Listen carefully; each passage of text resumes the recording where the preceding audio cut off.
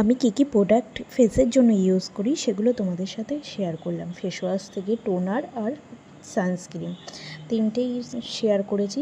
এরপরে কোন সিরামটা ইউজ করছি সেটাও তোমাদের সাথে শেয়ার করব। আর আরও কিছু যদি জানতে চাও এই সব প্রোডাক্টের ব্যাপারে সেগুলো আমাকে কোশ্চেন করতে পারো। দেখো, সারাদিন তো রান্নাবান্নাতেই মেন কেটে যায়। প্রথমেই ভেন্ডি আর আলুর তরকারি করে আর সাথে ডাল বসিয়ে দিয়েছিলাম। এদিকে তো ঝুমঝুম করে বৃষ্টি পড়ছে, সাথে যদি ইলিশ মাছ না হয় তাহলে কি আর ভালো লাগে বলো। তাই বড়মশাইকে বললাম ইলিশ মাছ এনে দিতে, আর বেগুন আলু দিয়ে ইলিশ মাছের ঝোল রান্না করলাম। রেসিপিটা আমার আরেকটা যে ঘরোয়া রান্নার চ্যানেল রয়েছে সেই চ্যানেলে তোমরা সবাই পেয়ে যাবে। এদিকে দেখো, বাইরে কিন্তু ঝুমঝুম করে বেশ ভালোই বৃষ্টি পড়ছে। এই বৃষ্টির সাথে ইলিশ মাছ খেতে খুব দারুণ। একদিকে বৃষ্টি পড়বে আর একদিকে ঘরে আমরা ইলিশ মাছ খাবো। বেশ মজা মজা ব্যাপারটা, তাই না?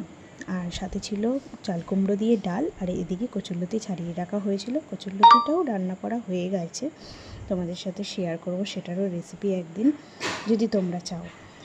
আজকে এইটুকানিই থাক, পরের দিন অন্য কিছু শেয়ার করব। আজকের মতো টাটা।